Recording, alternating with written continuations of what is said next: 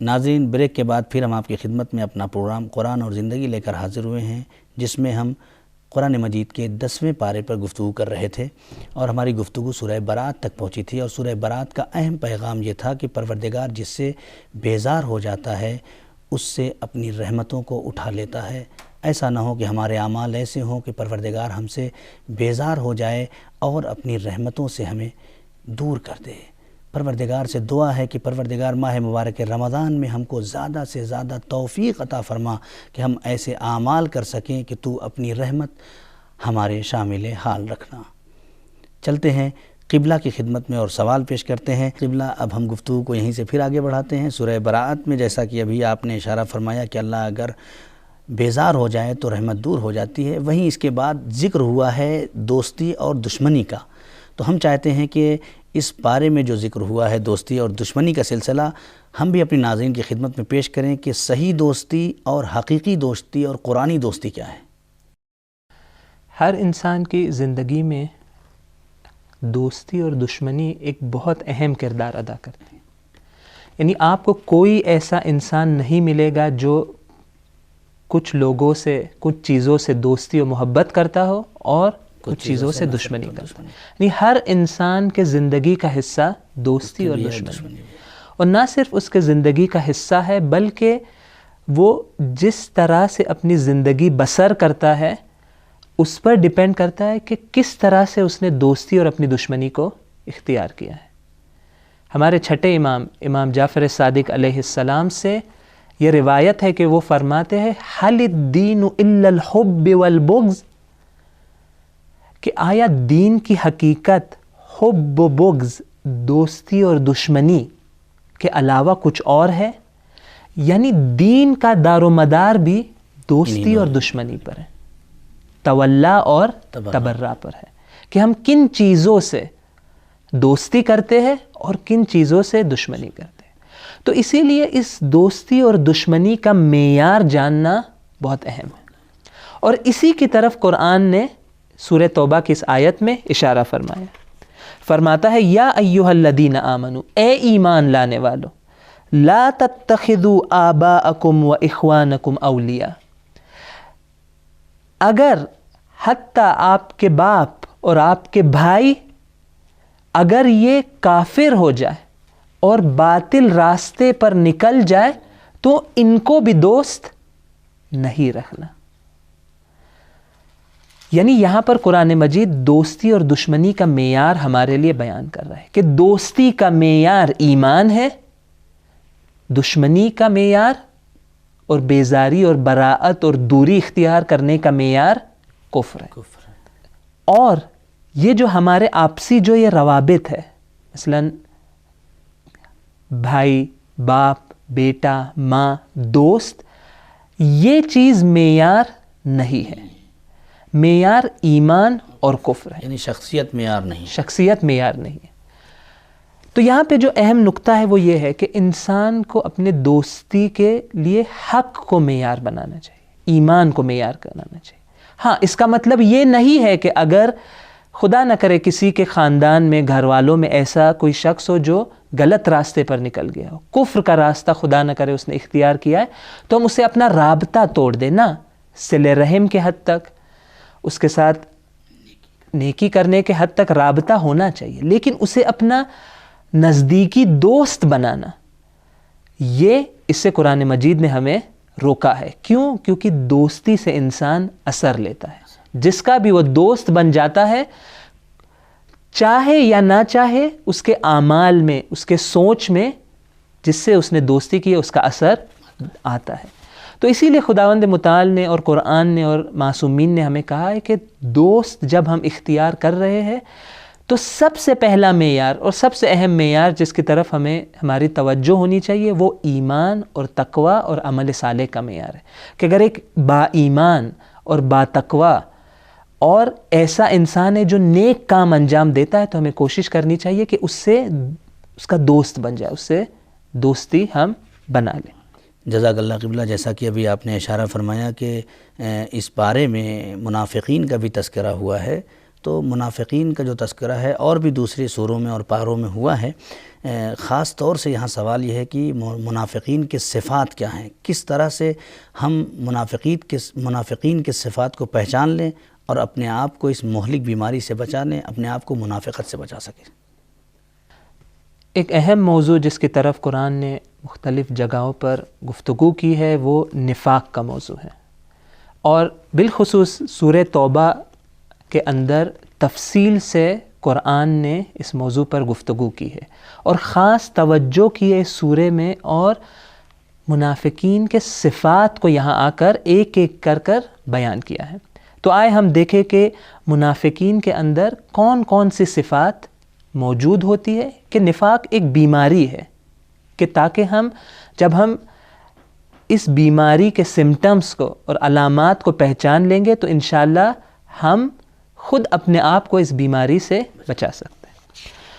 تو پہلی صفت اور پہلی خصوصیت جو خداوند متعال نے منافقین کے لیے بیان کی ہے اس سورے میں، وہ یہ ہے کہ جب خدا کی راہ میں قربانی دینے کا موقع آتا ہے، وقت آتا ہے، تو منافقین ہمیشہ بہانے بنانا شروع کرتے، پیچھے ہٹ جاتے، وہاں سے فرار اختیار کرتے، یعنی نہیں چاہتے کہ خدا کی راہ میں قربانی پیش کریں۔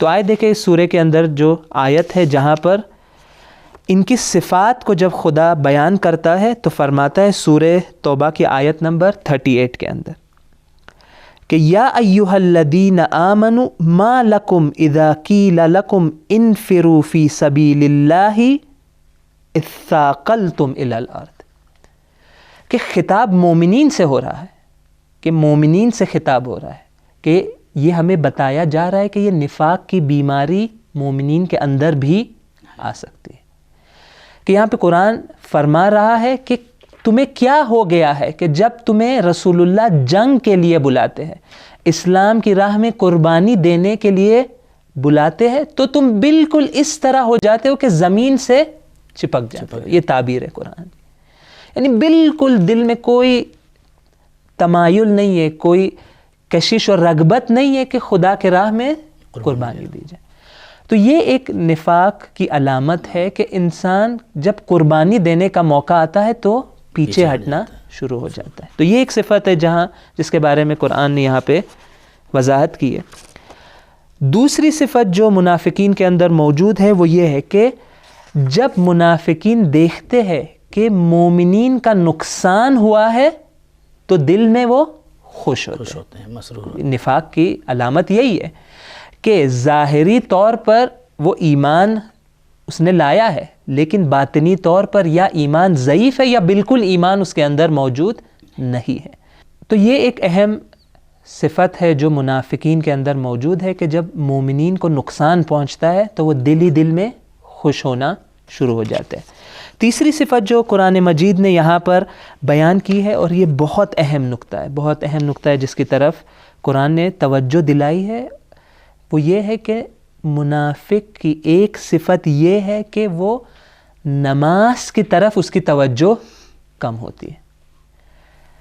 نماز کی طرف بے توجہی کرنا یہ بھی نفاق کی علامت ہے، یہ نفاق کی علامت ہے، کہ خداوند متعال یہاں فرماتا ہے وَلَا يَأْتُونَ الصَّلَاةَ إِلَّا وَهُمْ كُسَالَىٰ، کہ منافقین وہ لوگ ہیں کہ یہ جب نماز پڑھنے آتے ہیں تو شوق اور رغبت کے ساتھ نہیں آتے، سستی کے ساتھ، کاہلی کے ساتھ نماز پڑھنے آتے ہیں۔ اور کب انسان کسی چیز کے طرف بے رغبت ہو جاتا ہے؟ اس وقت بے رغبت ہو جاتا ہے کہ اس کے ذہن میں، اس کے دل میں اس چیز کے نسبت کوئی اہمیت نہیں ہوتی۔ تو اگر ہم چاہتے ہیں کہ یہ اس بیماری سے بچے تو ہم سب کے لیے یہ لازمی ہے، ضروری ہے کہ ہم نماز کی طرف توجہ کریں، نماز کی طرف خاص ہماری توجہ ہونی چاہیے، کہ اگر نماز کے نسبت بے رغبتی ہمارے دل میں آ جائے، نماز پڑھتے وقت انسان کو سستی محسوس ہو، تو خدا نہ کرے ممکن ہے کہ یہ ایک نفاق کی علامت ہو۔ ایک اور صفت جو خداوند متعال یہاں پر بیان کرتا ہے منافقین کے لیے وہ یہ ہے کہ جب یہ لوگ خدا کی راہ میں انفاق کرتے ہیں، پیسہ خرچ کرتے ہیں، تو خدا کے لیے یہ کام نہیں کرتے بلکہ دکھاوے کے لیے خدا کے راہ میں پیسہ خرچ کرتے ہیں. تو یہ بھی خدا فرماتا ہے کہ یہ بھی نفاق کی ایک علامت ہے. آخری صفت جو اس سورے میں منافقین کے لیے ذکر ہوئی ہے وہ یہ ہے کہ منافقین وہ لوگ ہیں جو یأمرون بالمنکر وینہون عن المعروف، کہ اچھائیوں سے لوگوں کو روکتے ہیں اور برائیوں کے طرف دعوت دیتے ہیں. بالکل جو مومنین کی ذمہ داری ہے اس کا بالکل برعکس کام یہ لوگ کرتے ہیں، کیونکہ مومنین کی ذمہ داری ہے یأمرون بالمعروف، اچھائیوں کی طرف دعوت دینا، اور ینہون عن المنکر، برائیوں سے روکنا. لیکن منافق کیا کرتا ہے؟ لوگوں کو برائیوں کی طرف دعوت دیتا ہے. ایک جوان پاکیزہ گناہوں میں ابھی تک وہ مبتلا نہیں ہوا ہے، ایک دوست آتا ہے اسے گناہوں کی طرف لے جاتا ہے، برائی کی طرف دعوت دیتا ہے. تو یہ چند صفات ہے جو خداوند متعال نے منافقین کے بارے میں یہاں پر بیان کی ہے. لیکن ایک آخری نقطہ اور ایک اہم نقطہ یہاں پر عرض کرتا ہوا چلو، وہ یہ ہے کہ جب بھی قرآن کے اندر یا روایات کے اندر ایسے موضوعات کا تذکرہ ہوتا ہے، مثال کے طور پہ نفاق کا تذکرہ یا بری چیزوں کا جب تذکرہ ہوتا ہے، تو انسان سب سے پہلے اپنے اندر جھانک کر دیکھے، فوراً یہ شروع نہ کرے ان صفات کو دوسروں کے اندر ڈھونڈنا شروع نہ کرے. مثال کے طور پہ ابھی ہم نے چند خصوصیتیں بیان کی منافقین کے بارے میں، تو فوراً انسان کا ذہن دوسروں کی طرف جانا شروع نہ ہو کہ ہاں منافق کی یہ صفت ہے کہ وہ دکھاوے کے لیے انفاق کرتا ہے. وہ فلاں صاحب جو پیسہ دیتے ہیں، مجھے لگتا ہے کہ وہ دکھاوے کے لیے پیسہ دیتے ہیں، اور مجھے لگتا ہے کہ ان کے اندر نفاق کی بیماری موجود ہے. نہ، یہ تمام آیات خدا نے اس لیے بیان کیے کہ اس آیات کے ذریعے ہم اپنے عمل کو پرکھ سکیں. دوسروں کے اعمال کے نسبت ہمیں کہا گیا ہے کہ حسن ظن سے برتاؤ کریں. یعنی جب مومن کا کوئی ہم عمل دیکھے تو کہے کہ انشاءاللہ اس نے خالصاً للہ اور خلوص کے ساتھ اس عمل کو انجام دیا. لیکن جب اپنے عمل کی باری آتی ہے تو خاص طور پر اپنے اعمال کو پرکھنے کی کوشش کرے، دیکھے کہ خدا نہ کرے میرے اندر تو یہ نفاق کی بیماری موجود نہیں ہے. یعنی جس طرح آسان تعبیر، آسان زبان میں کہوں کہ ہمیں جب بھی قرآن کی آیات ہمارے سامنے پیش کی جاتی ہے تو ہمیں بیٹسمن کے جیسا اس کو دوسروں کی طرف نہیں مارنا چاہیے، بلکہ جس طرح ایک فیلڈر بال کو پکڑتا ہے اور اپنے ہاتھوں میں لیتا ہے، قرآن کی آیات کو لے کر اپنے اوپر اسے، اپنی زندگی میں اسے اپنانے کی کوشش کرنی چاہیے. جزاک اللہ قبلہ. اب اسی پارے کے اندر جو ہے پروردگار عالم آیتوں میں تذکرہ کر رہا ہے انفاق یعنی خیرات دینے کا. تو ہم کس طرح سے انفاق کریں، لوگوں تک خیرات پہنچائیں، کیا سلسلہ ہے؟ قرآن کیا آئیڈیا دیتا ہے؟ قرآن کس طرح سے پیش کرتا ہے کہ تم اگر انفاق کر رہے ہو تو اس طرح سے انفاق کرو؟ قرآن کے اہم موضوعات میں سے انفاق کا موضوع بھی ایک بہت اہم موضوع ہے کہ جگہ جگہ پر قرآن نے اس کا تذکرہ کیا ہے کہ ہر جگہ جہاں پر فرمایا اقیموا الصلاۃ، فوراً اس کے بعد فرمایا وآتوا الزکوٰۃ. یعنی اسلام کے پاس جو نظام ہے انسان کی تربیت کا، اس کے اندر عبادت کے ساتھ ساتھ لوگوں کی خدمت بھی کرنا ضروری ہے. تو اسلامی تعلیمات کا ایک اہم حصہ یہ ہے کہ اگر انسان کے پاس مالی توانائی موجود ہے تو وہ ضرور دوسروں کی مدد کرے. صرف اپنی ساری زندگی مال جمع کرنے میں صرف نہ کر دے. اتنا مال لے کر اے انسان تو کرے گا کیا؟ کتنی لذت اٹھائے گا؟ آخر میں یہ ہوگا کہ تو نے یہ جو مال جمع کیا ہے وہ چھوڑ جائے گا اپنے وارثوں کے لیے، دوسروں کے لیے تو محنت کر رہا ہے. تو کیا بہتر نہیں ہے کہ انسان جو خدا نے اسے رزق دیا ہے، خدا کا رزق ہے، یہ جو مال انسان کو عطا ہوتا ہے یہ نہ سمجھے کہ یہ میری محنت کی کمائی ہے. ہاں میرا محنت کرنا ضروری ہے، محنت کے بغیر کوئی چیز حاصل نہیں ہوتی، لیکن محنت ایک حصہ ہے. اگر خدا کی توفیق نہ ہو، خدا مجھے جسمانی طاقت اور دوسری توفیقیں اگر مجھے عطا نہ کرے تو میں یہ رزق حاصل نہیں کر سکتا. بہت سے لوگ محنت کر رہے ہیں لیکن انہیں مال میں ترقی حاصل نہیں ہوتی. تو ہر وہ انسان جس کے پاس مالی توانائی موجود ہے اس کے لیے ضروری ہے کہ وہ دوسروں کی مدد کرے. دیکھیں قرآن جب مومنین کے صفات کو بیان کرتا ہے تو یہ فرماتا ہے وَالَّذِينَ فِي أَمْوَالِهِمْ حَقٌّ مَعْلُوم. بہت عجیب آیت ہے کہ مومنین اور مسلین وہ لوگ ہیں. مسلین کے صفات میں خدا نے بیان کیا ہے کہ مسلین یعنی حقیقی نماز پڑھنے والے لوگ کون لوگ ہیں؟ وہ لوگ ہیں جن کے مال میں حق معلوم للسائل والمحروم، کہ ایک طے شدہ اماؤنٹ ہوتی ہے ان کے مال میں. کن لوگوں کے لیے؟ للسائل والمحروم، محروموں کے لیے. وہ لوگ جن کی جو غریب ہے، فقیر ہے، جن کے پاس پیسہ نہیں ہے، جو کبھی کبھی روڈوں پہ ہمارے سامنے آ کے ہم سے سوال کرتے ہیں. للسائل والمحروم حق معلوم، یعنی طے شدہ اماؤنٹ ان کے مال میں ہوتی ہے کہ بھئی ہر مہینہ مجھے اتنی اماؤنٹ غریبوں کی مدد کرنی ہے. تو یہ ایک بہت اہم فریضہ ہے بالخصوص اس مبارک مہینے میں، کہ اس کے اندر بڑی فضیلت بیان ہوئی ہے دوسروں کو افطار دینے کے. بڑی فضیلت بیان کی ہے مومنین کو دعوت دے کر اطعام کی، انہیں کھانا کھلانے کی تاکید ہوئی ہے.